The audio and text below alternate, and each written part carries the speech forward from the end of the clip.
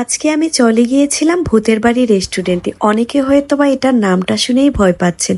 ভয় পাওয়ার কিছুই। হ্যালো প্রিয়ান, আসসালামু আলাইকুম, ওয়েলকাম করছি আমার আরো একটি নিউ ব্লগ। কুমিল্লা মানেই ব্র্যান্ড, এটা কিন্তু মানতেই হবে। আমরা কিন্তু আমাদের কুমিল্লাকে এমনি এমনিই ব্র্যান্ড বলি না। কুমিল্লাতে এত এত ইউনিক রেস্টুরেন্ট থাকা সত্ত্বেও আমাদের কুমিল্লাতে আরো একটি ব্যতিক্রম রেস্টুরেন্ট চালু হয়েছে, সেটা হচ্ছে ভূতের বাড়ি রেস্টুরেন্ট, যেটাতে কিনা ঢুকলে আপনার ভূতের ফিল আসবে। মানুষ সবসময় নতুন নতুন ইউনিক কিছু নিয়ে আসার ট্রাই করে, আর এই জন্যই এই রেস্টুরেন্টটা অনেক বেশি ইউনিক। যারা ভূতের ফিল পেতে চান তারা অবশ্যই ভূতের বাড়ি রেস্টুরেন্টে চলে যাবে। রেস্টুরেন্টের ডেকোরেশন গুলো আমার কাছে অনেক বেশি ভালো লেগেছে, আর প্রতিটা ডেকোরেশন এত ইউনিক লাগতেছিল। আমি আমার ভিডিওতে আপনাদের সাথে সম্পূর্ণ রেস্টুরেন্টের ভিডিওটা শেয়ার করার ট্রাই করতেছি। আশা করি সম্পূর্ণ ভিডিওটা আপনারা সবাই দেখবেন, আর আমি লাস্টে বলে দিব এটার লোকেশনটা কোথায়।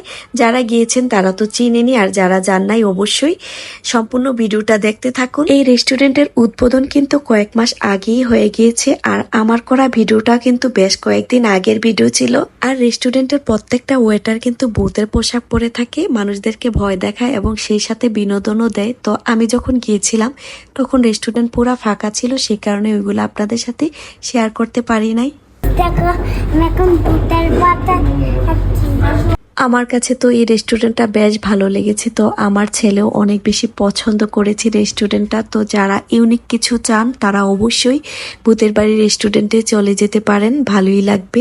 এইখানের এই ডেকোরেশনটা তো বেশ ভালো লেগেছে, মনে হচ্ছিল আসলেই ভূত আছে। আর ভূতের বাড়ি রেস্টুরেন্ট মানেই অ্যাডভেঞ্চার, তাই না?